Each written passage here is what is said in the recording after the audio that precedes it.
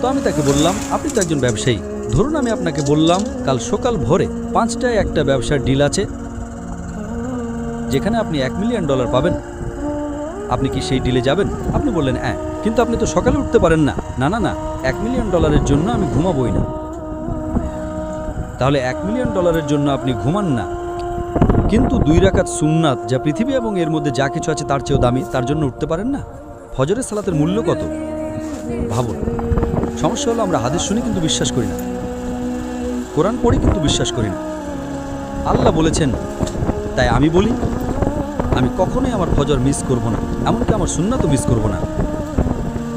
কেউ আমাকে $1 মিলিয়ন দিলেও না। আপনি কি জানেন সেরা ব্যবসা কোনটা? আল্লাহ সূরা বাকারা 2 নম্বর অধ্যায়ে 261 নম্বর আয়াতে বলেছেন, যদি আল্লাহর পথে একটা শস্যদানা দান করেন, আল্লাহ আপনাকে 7টা শীষ দেবেন এবং প্রতিটাতে 100টি করে দানা থাকবে। তার মানে একটা দানা 700